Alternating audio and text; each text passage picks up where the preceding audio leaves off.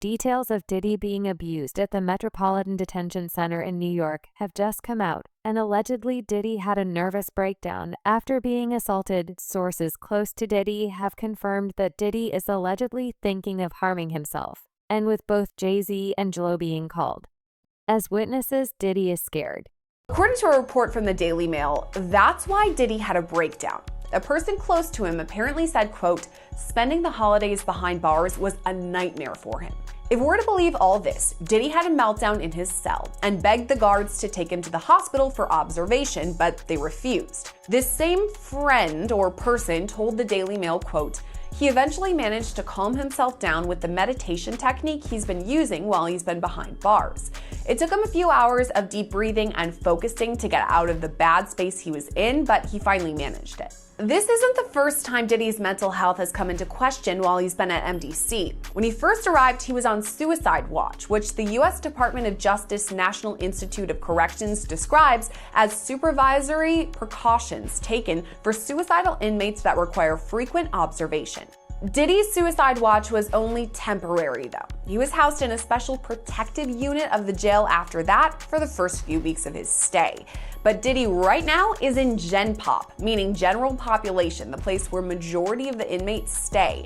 And that's where he apparently had this meltdown. Sources close to Diddy are revealing his dark side, and several prisoners have also filed lawsuits against Diddy's alleged slave, Jonathan AI, who was arrested in connection to a shooting that occurred at Trump's National Doral Golf Course in Miami, has given an exclusive interview talking about Diddy during an interrogation back in 2018. Jonathan revealed that Diddy was actually using him as a sex slave, and the gay mafia in Hollywood was forcing him to commit crimes.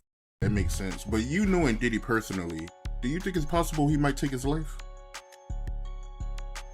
It takes a certain individual to prepare himself to do a lot of years in jail. From the lifestyle that he had, I'm not saying that he can't. I just don't see him able to do time behind bars.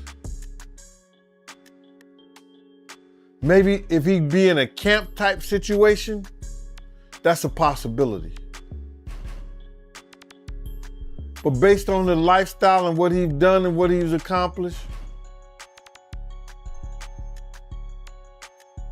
if he has to go behind those bars for a lot of years, I think that he may commit suicide. He do an Epstein. Why do you think he didn't pull a Russell Simmons and leave the country? They was watching him, bruh. They was watching him. And then I think that he had to turn over his passport. Even if you own your own private jet, they have a system up there whereas that they supposed to check your passport and anything that you need to fly as if you were flying commercial.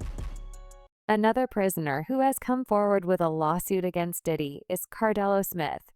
Cardello is currently in jail for alleged sexual assault, which he claims that Diddy framed him for. Cardello Smith actually won a lawsuit against Diddy for $100 million that Diddy's lawyers are now challenging. That decision in his lawsuit, Cardello Smith claims that Diddy him in 199.7 during a party at a Holiday Inn in Detroit, where Cardello was a bartender. Cardello has named Jennifer Lopez a material witness in this case, and according to Cardello, Diddy recorded the alleged sexual assault and J.Lo was shown the footage. Despite knowing what had happened with Cardello, J.Lo didn't go to the authorities or try to help him in any way. Smith's filing. His notice says that Jennifer Lynn Lopez, aka J.Lo, aka Jenny from the Block, quote, will be called as a material witness and expert to Sean Combs' viewing, possession, and distribution of his sexual assault upon the plaintiff in 1997 and the orders of defendant Sean Combs forcing Jennifer Lopez to remain silent about the videotaped sexual assault of plaintiff by defendant. Plaintiff states that the material witness Jennifer Lynn Lopez, also known as J.Lo and Jenny from the Block, was engaged in a relationship with the defendant Sean Combs during 1999 and 2001, and that the sexual assault of the plaintiff was recorded, distributed, distributed and held by the defendant at his New York residence and recording studio. And during the relationship with Jennifer Lopez, she was made privy to this video that was taken by Sean Combs and his employee Kirk Burrows. She, J-Lo, has known this video existed and was in existence and took no action to make it known to anyone in law enforcement, and that she was even questioned by New York Police Detective Derek Palmer about this matter, and that the report will show that her answers to this tape was and still remains a resounding yes to its existence. And again, Cardelo Smith writes that he wants to call Officer Derek Palmer as a witness because he says Palmer is the one who questioned Lopez and believes that he will have testimony that could help his case. Now, as I mentioned, Diddy's legal team has called for this entire case to be thrown out. Cardelo Smith has filed a massive response to that request that totaled more than 200 pages. Probably half of it was just straight up copies of case law that seems to support his arguments, word for word. It's something out of like a legal textbook. There's so much to slog through, but I kind of want to give you some of the highlights. So first, in addition to the claims of rape and a cover-up, Cardelo Smith also claims and alleges that Combs was violent towards his loved ones. At times, Cardelo Smith addresses alleged threats against his family. Other times, he says Combs actually caused serious injuries to his brother. His response reads, defendant used threats of murder to force the plaintiff to not bring the case to any court of law enforcement until the homes of the defendant were raided by Homeland Security, that the plaintiff knew it was a safe time to bring the case, and that is why we are here at this juncture. And Cardelo Smith argued that fear for his own safety and the safety of his family is one of the main reasons that he waited so long to report the alleged rape, and says that that reason alone should override any issue with the statute of limitations, that these claims might be otherwise be time barred. And he also argues that while he's been in prison, fellow inmates and prison guards have threatened him on behalf of Sean Combs. The longer that Diddy stays in prison, the more he's going to get sued. Diddy was forcing people to stay quiet. And now these victims are all coming forward. Yates and J-Lo are just the first to get sued. And as Diddy's case drags on, other names will be revealed. Diddy is scared for his life and is desperately trying to get out. His team offered $50 million in exchange for bail, but the judge decided against it. The proposed bail package. A $50 million bond co-signed by him, his mom, his sister, the mother of his oldest daughter, and his 3 adult sons. It's going to be secured by the equity in his property in Miami, Florida. Home detention, his passport will be surrendered. The government said that's insufficient. They said, look at the charges, look at the weight of the evidence that I just mentioned.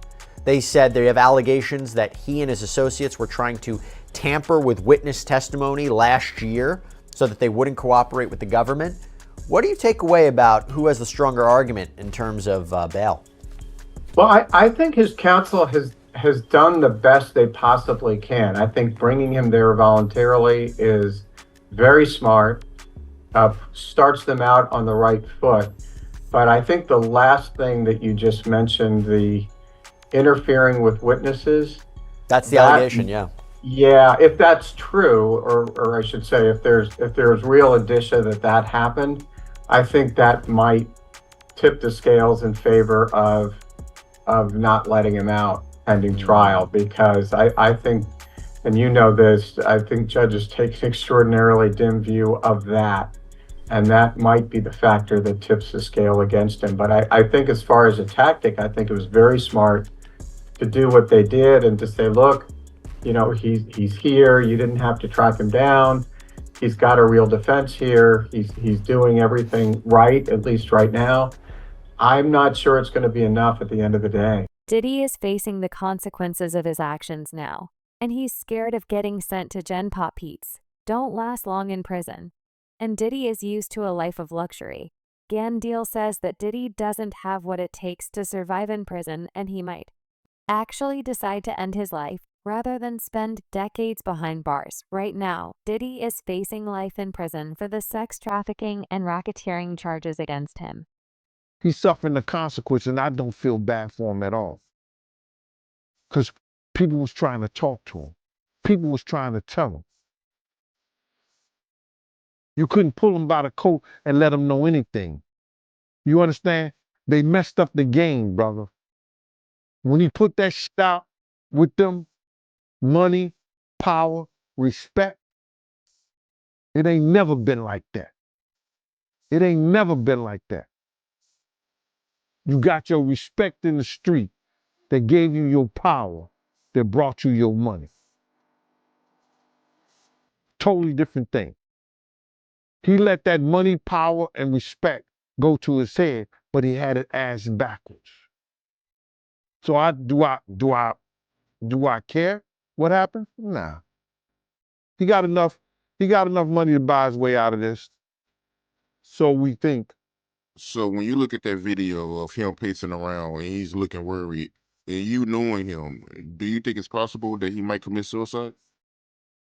When you're a narcissist, there's always a possibility because you're suffering. But I don't think that he can see himself in a cage. I don't think he can see himself behind those bars in those type of situations. It's too many real dudes that dislike him. But then again, there's a lot of real dudes that need help. And him being behind bars, he could probably help them. There are prisoners at the Metropolitan Detention Center who would try to hurt or kill Diddy. The first chance that they get, these prisoners are here for the rest of their life, and they want street cred. Diddy knows this, and that's why he's scared things on the inside are very different, and for someone like Diddy who is used to comfort, it's going to be very difficult to survive. Keep in mind that Diddy would always allegedly drug his victims, even if they were minors, or he would ask his guards to hold them. Diddy isn't a gangster, and this is the first time in his life that he's going to come face to face with real criminals that aren't afraid of him. So breaking news right now, Larry, I am just getting word. People magazine says it's got a source on the inside that tells them that P. Diddy's on suicide watch tonight. Do your sources confer the same information? Are they saying it was possible? Hey, real quickly, all that commissary stuff, he's not getting any of that because people in the SHU have an abbreviated list. So he's out of luck. No stake for him. Yeah, he is on suicide watch. This guy thought he would have went home. All of a sudden, he didn't get bond. Remember, the first night that he was there, he was like an overnight guest. When they called his bond hearing, now they checked him into the system, and reality has hit him. And I understand that he has a shrink coming by his cell to see him several times a day. And now there's talk about putting him in, it's like a bubble. It's like a cell that has like a plexiglass wall in it where they have inmates watching you. That's actually their job, to keep an eye on the inmates that are on suicide watch. Another error that I guess some warden told you this. There are sentenced inmates there. They're called cadre inmates. They don't have to be white collar inmates, but they're doing maintenance on the building. And the problem why there's a lot of violence there, they have housing units. And they're mixing bank robbers, drug dealers, rapists with white collar people. And this is why Diddy, he can't go into a regular housing unit because somebody will take him out for sure. Somebody's gonna get a lot of street credibility out of this.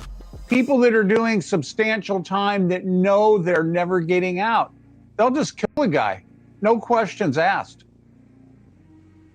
You think that they'd suck up to him because he's got a lot of money, and if he ever does get the commissary options, he would be able to help them. Some people do because I gotta wrap it real quick. Okay, some people do think that Diddy can help them, but this guy's going to be locked up forever. His case will probably take at least 3 years to litigate. He'll stay at MDC.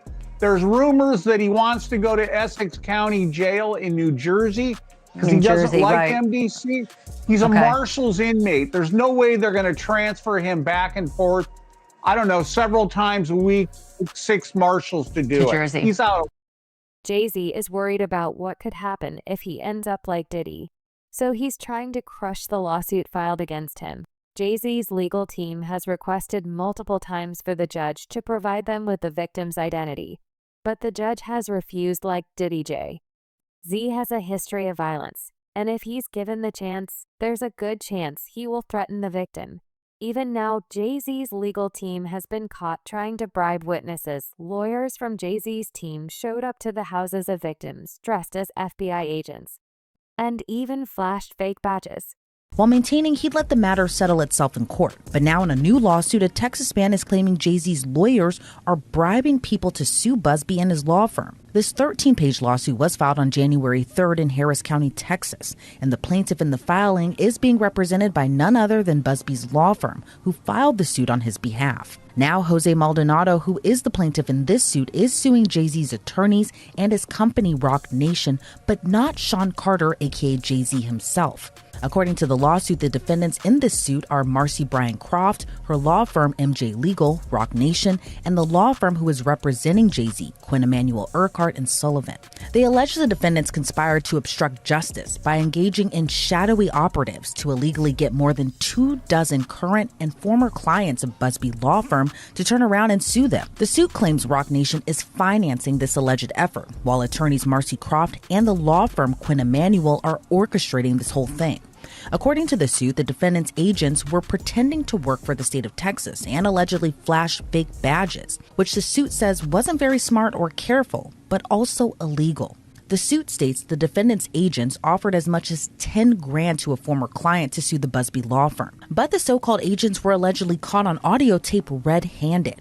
The suit claims attorney Marcy Croft, who is a lawyer but also a member of Team Rock, was orchestrating that whole effort. Then in another recording, those agents were describing in great detail the alleged criminal conspiracy. The suit claims they went so far to admit the lawsuits would be reported in the press, and some former clients already accepted money to join that alleged effort. As I mentioned, Sean Carter, aka Jay-Z, isn't named as a defendant in the lawsuit. However, the suit claims Rock Nation and Jay-Z are synonymous, given the mogul is the founder and chairman. The lawsuit acknowledges Busby's law firm filed the rape lawsuit against Jay-Z in New York federal court, and as a result, Jay-Z sued Busby's law firm in Los Angeles state court. But the suit claims while all of that legal back and forth was going on, Jay-Z's attorneys who represent himself and his Rock Nation denied in open court and in the press their involvement in the alleged scheme. Now back to Maldonado's claims. He claims the defendants used him as a pawn. He alleges on behalf of Marcy Croft, 2 people attempted to contact him many times and went so far as to go to what they believed to be Maldonado's home. Instead, they went to his dad's house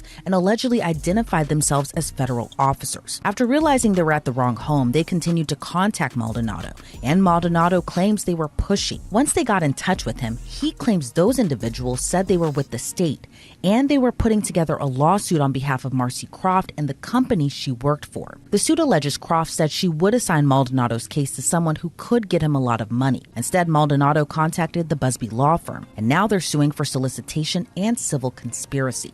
In a statement to the Houston Chronicle, Busby said, quote, "The conduct alleged by Mr. Maldonado is illegal and unethical.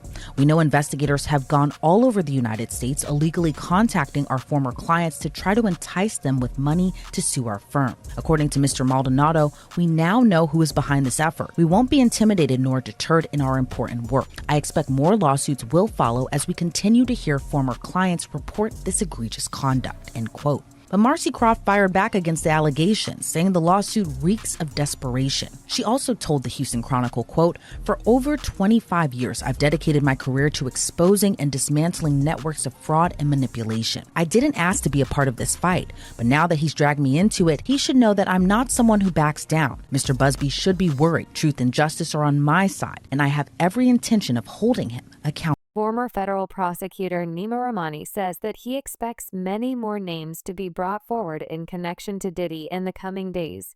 Jay-Z is just the first Obama, Trump, British royalty, and even world-famous athletes were all friends with Diddy. And if Diddy confessed, there are a lot of people who could end up behind bars.